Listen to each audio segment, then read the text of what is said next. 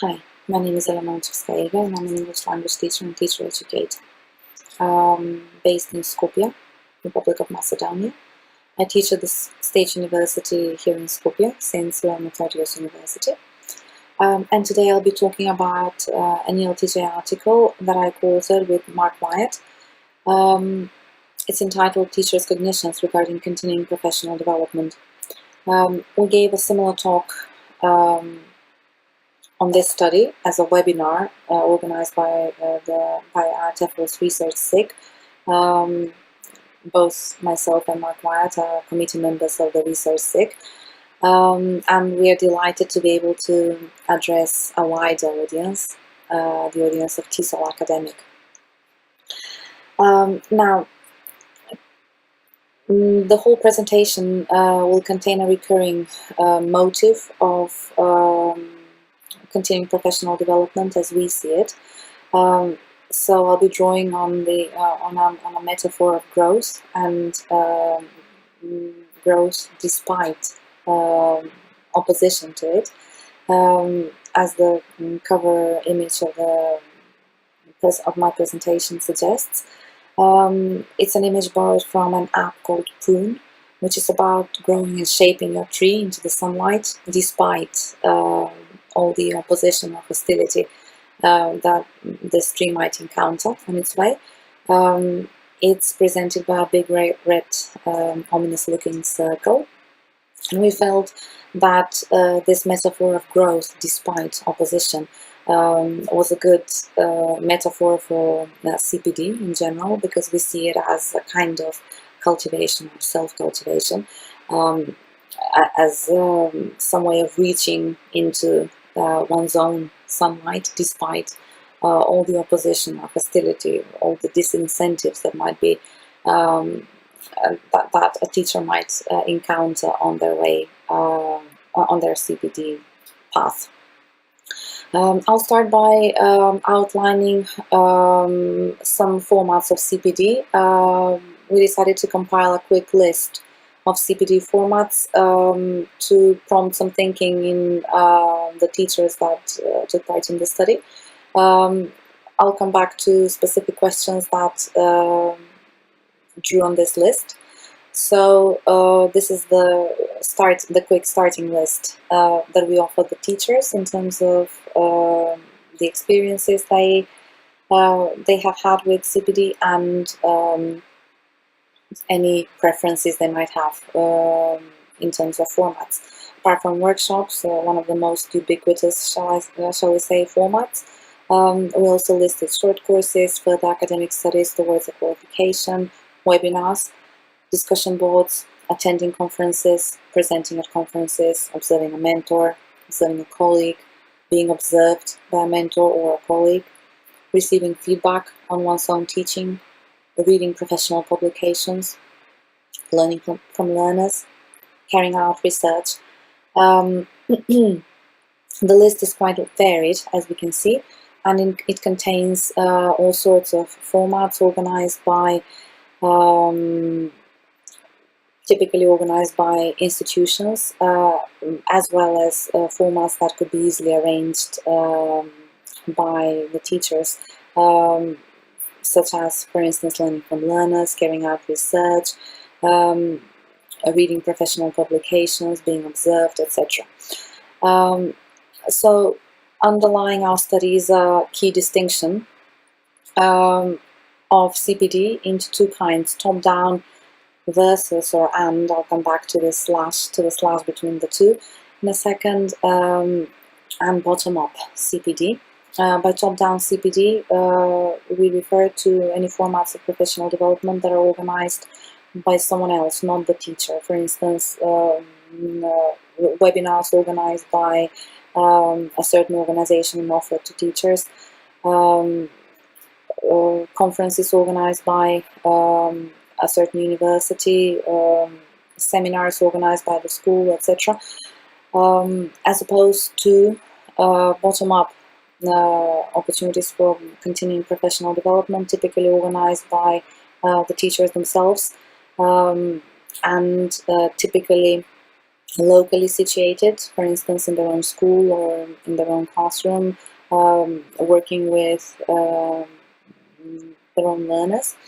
And this bottom-up type of CPD typically offers choice with regard to how it's carried out, and this choice is typically given to teachers in terms of the what and the how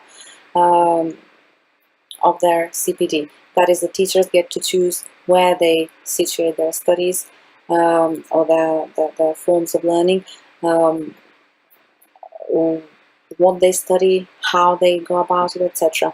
And as opposed to the typically top-down formats of CPD, bottom-up CPD allows dialogues, so teachers could easily set up study groups, observation pairs or groups, etc., with colleagues. So it doesn't have to be as solitary as other top-down approaches to CPD can be. And before I move on, I would just like to quote Steve Mann on his way of seeing CPD as a form of continuing process of becoming. I would like to echo this personal nature of professional development. We believe that any kind of professional development is by default a kind of personal development. So one can't necessarily change professionally without undergoing a personal level of change, changing as a person in the process. So back to the versus / and in between the two formats of CPD. We don't feel that, even though obviously we favor bottom-up approaches to CPD, which offer freedom to teachers in order to, in terms of how they organize their own professional development. We do believe that they don't need to be mutually exclusive. And for instance, many typically top-down approaches could easily have a bottom-up touch to them. For instance, the teachers could be allowed choice in terms of what seminars, conferences, etc. they attend. They don't have to be told what to attend, for instance. And obviously, bottom-up CPD can sometimes be colored by top-down nuances. For instance, classroom observations that are typically linked to the bottom-up approach can sometimes be imposed on teachers, so they can be a form of CPD that is not necessarily initiated by them. So there isn't a clear-cut difference, and the two formats of CPD could easily be complementary and work together. In terms of the benefits of the bottom-up CPD, the kind of CPD that we personally happen to favor, we would like to mention the following. All the benefits, by the way, draw on studies of exploratory and action research. So these are benefits that have been identified by people engaging in various kinds of bottom-up CPD formats, or leading them, that is, engaging teachers in them. For instance, Hanks and Edwards and Burns noticed a deepened understanding of one's own context, including learners' experiences. So they felt that teachers learned more about their own classrooms and their own learners, which led to improved relationships with learners, a renewed enthusiasm for teaching and classroom research, as opposed to a feeling of professional empowerment. In terms of the context, the teachers that took part in our study were all Macedonian teachers working in primary, secondary, and tertiary contexts. And the timing of the research was chosen for a reason. It was in the midst of educational reforms going on in the Republic of Macedonia. First off, the teachers were exposed to a number of formal CPD courses identified by schools or institutions. So these courses were imposed on them rather than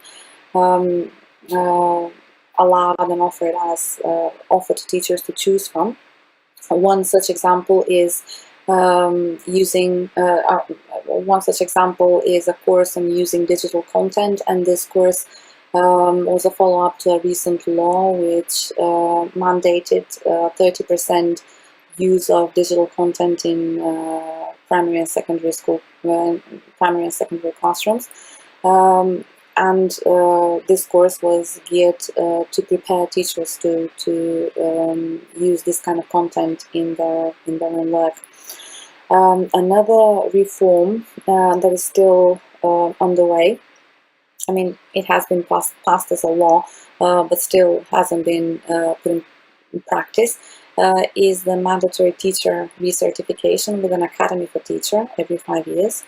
A reform which many teachers found initially daunting, as it instilled anxiety in them, since this recertification typically comes at a financial and emotional cost for the teachers. And I'll come back to that later on in my talk. And finally, this is a separate law regulating teachers' career progression and identifying a three-level teacher career progression scheme based on the external testing results that the students would get. And external testing is another educational reform which has come in for some opposition among Macedonian teachers, because the validity, the content and construct validity of the external testing does not actually match the classroom validity. That is the way that classroom content is covered and assessed by the teachers formatively throughout the year. Therefore, a match between the teachers' grades and the grades coming from the external testing might not be a very realistic thing to expect. Yet, that career progression seems to depend on one such match. Some of the research questions that we posed were the following: how the teachers conceptualize CPD, and if their conceptualizations of CPD aligned with government policy. We decided to access teachers' cognitions via discourse analysis of the CPD metaphors and the linguistic devices naturally emerging in teachers' responses to a questionnaire. And then we carried out an inductive content analysis involving another experienced teacher educator in the process. Now, to the question we posed to teachers, which forms of CPD have you experienced in the past year, and giving them the list of CPD formats that I shared at the beginning of this presentation, this is what we got. The most common CPD formats were workshops and attending conferences, both with at least 20 responses from teachers. This was followed by learning from learners, receiving feedback on one-song teaching, reading professional publications and webinars with between 15 and 20 responses in the dataset. Then being observed by a colleague, 10 to 15 responses, together with carrying out research, observing a colleague, short courses, discussion boards. A final set of responses which attracted up to 10 responses for further academic studies towards a qualification, presenting at conferences, observing a mentor, and being observed by a mentor.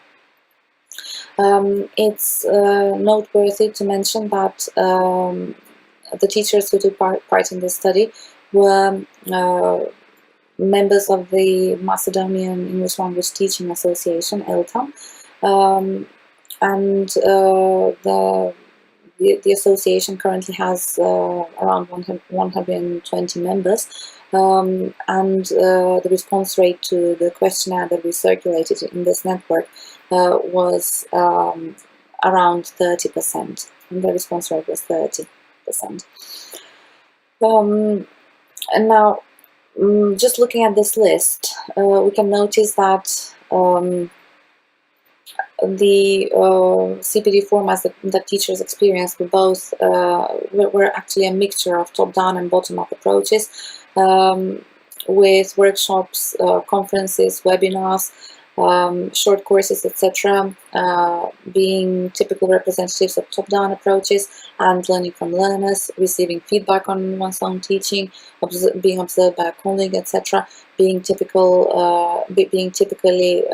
seen as bottom-up CPD formats. It seems that teachers have been experienced to a mixture, and the start items, workshops, webinars, and short courses were the three most commonly cited CPD formats among teachers when they were asked about what kind of CPD they would like to have more of in the future. So, responding to this question, the teachers opted exclusively for top-down CPD formats. When asked about why CPD was necessary for them, the teachers responded by providing textual answers that we later classified into categories and illustrated for the purposes of this presentation in four main metaphors emerging from the data set. The size of the pictures that the metaphors are illustrated with correlates with the frequency of the data in our data set. So the first two metaphors seem to occur most frequently. Let's start by looking at the one to the right. CPD as encapsulating technical efficiency of some kind, with the teacher suggesting that CPD is necessary because it stops you getting a bit rusty. This suggests a kind of view of the teacher as a machine that could go potentially rusty. Then CPD provides an armor that a digital migrant needs in a digital natives world. Again, the teacher is seen as a kind of robot, technical efficiency underlying this view of the teacher that needs an armor to successfully deal with an increasingly changing technological world. And finally, CPD expands or upgrades your knowledge. This suggestion seems to view the teacher as a kind of computer that needs to upgrade from time to time with a newer version of the software, of the professional development tools that they might require. This was by far the most frequent way of conceptualizing CPD. CPD as referring to the teacher's technical efficiency, improving the teacher's technical efficiency. Also common in the data set was a view of the teacher as a chameleon, that is, of a teacher adapting to the ever-changing world around them. One teacher suggested that it's imperative to stay in touch with one's learners, with their changing habits. So as learners change, so should the teachers. Both these metaphors, the metaphor of the chameleon and the metaphor of CPD as a tool for improving the technical efficiency of the teacher refer to top-down views of CPD, that is, with the teacher responding to the outside world by improving their technical efficiency, or just jumping on the bandwagon and offering what happens to be most popular tendency in the moment, or the most preferred tendency by their learners, as opposed to the smaller sized images of growth and journey. These occurred much less frequently in the data set compared to technical efficiency and the chameleon metaphor. Those teachers who conceptualized CPD as a journey suggested that getting a degree is not the end of the world, it's just an opening on a long road. This quote suggests CPD as something that is up to the teacher to shape, and up to the teacher to tailor in terms of choosing the road and tailoring the rest of the journey for themselves. And some teachers refer to CPD as professional, as kind of as growth. With one teacher saying that CPD supports a continuous process of growing and provides fresh inspiration. So again, this kind of metaphor suggests teacher intervention in their own process of growing, directing their growth, and in a way, back to the prune metaphor, self-cultivating. When asked about teachers' beneficial experiences, the teachers replied in text, which we then analyzed, focusing on linguistic markers relating to agency. So teachers who suggested top-down allusions of the CPD experiences that they liked suggested the following. For instance, whoever organized the CPD opportunities, explained the reasons and the topics that were covered were contemporary, etc. The sentence structure here suggests that the agency does not necessarily lie in the teachers. It seems to lie elsewhere. Someone else explains the reasons, and someone else covers the topics, etc. So the teachers seem to be quite passive in the whole process. Other teachers suggested that they learned many useful teaching tricks and tips and new techniques. These tricks and tips and acquiring new techniques are typically associated with top-down CPD formats because they seem to suggest this notion of applying the received knowledge in one's own classroom, when this may not always be as successful as it may sound. Teachers often need to question what they're provided in these top-down CPD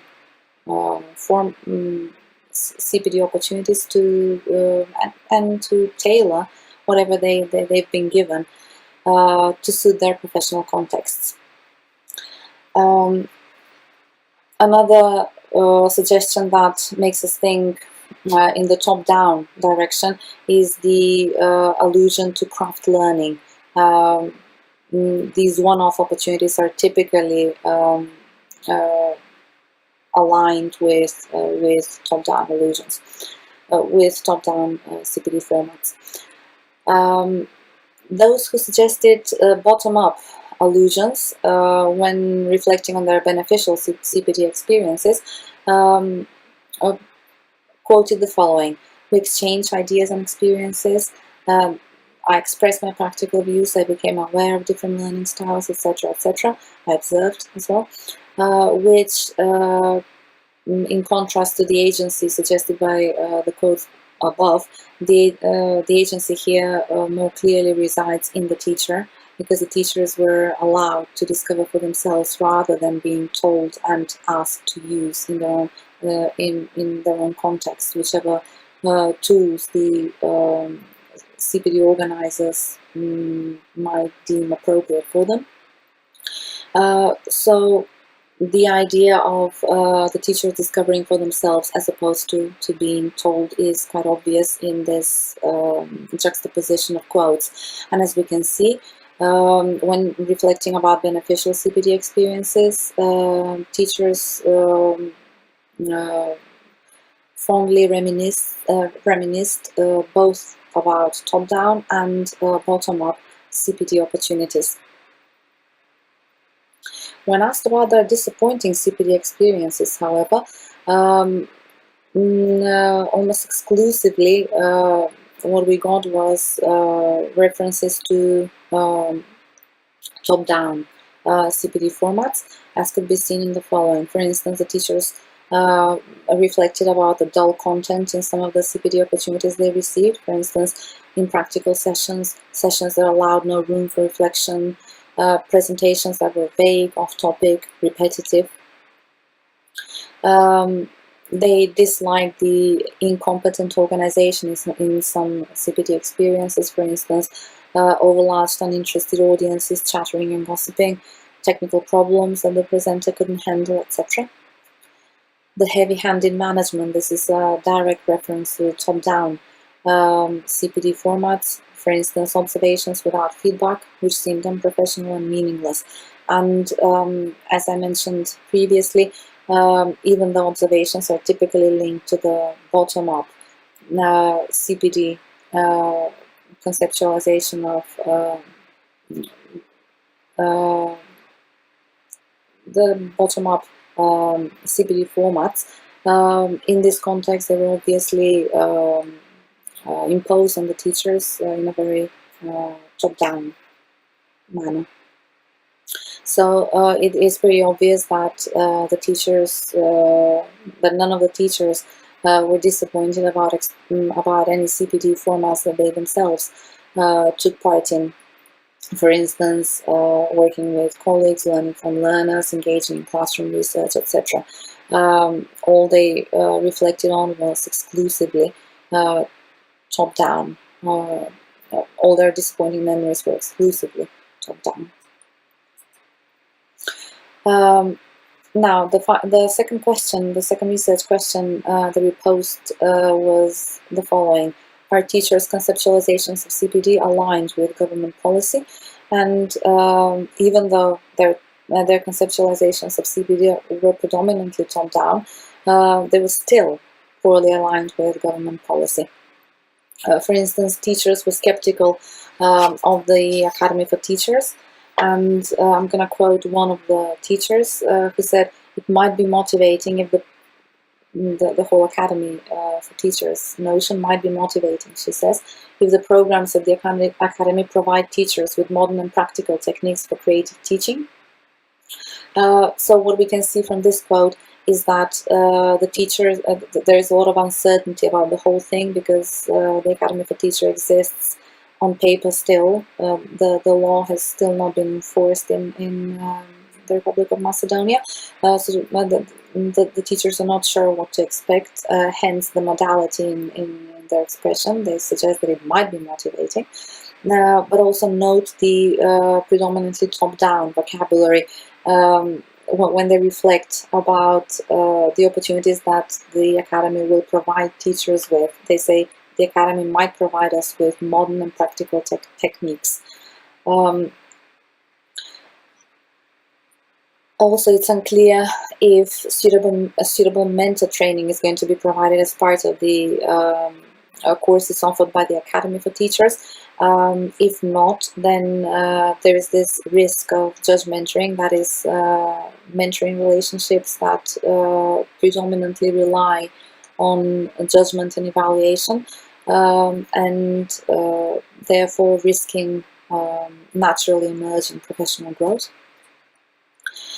Some teachers are apprehensive about the requirements to recertify every 5 years, because this will come at not only a financial cost, the teachers themselves will have to pay for these courses, or their schools will, but also at an emotional cost, because recertifying every 5 years, knowing that one's job, salary, reputation relies on passing certain exams, might cause considerable anxiety in teachers. And finally, some teachers were concerned about unfairness, including corruption. Some teachers expressed the fears that teachers will continue progressing in their progressing on the career ladder without necessarily deserving it. So that's another really acute worry among the teachers, that career progression might be unfair and subject to corruption. Finally, in terms of implications, they're all going to be inspired by the bottom-up approach to CPD. And what we suggest in our article is incorporating bottom-up processes in policy development via, for instance, raising awareness about bottom-up approaches. These might not always be immediately accessible for teachers or an author. Building on positive memories of engaging with bottom-up approaches. So when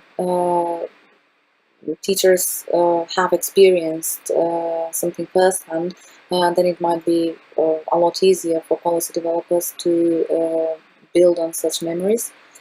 Introducing teachers to less familiar bottom-up strategies, for instance, action research and exploratory practice. Inviting teachers benefiting from such approaches to share their success stories and motivate others, as well as providing ongoing developmental help for mentors in scaffolding reflective practice. The final aim, again, being avoiding judge mentoring. And by doing that, allowing growth to happen rather than obstructing it.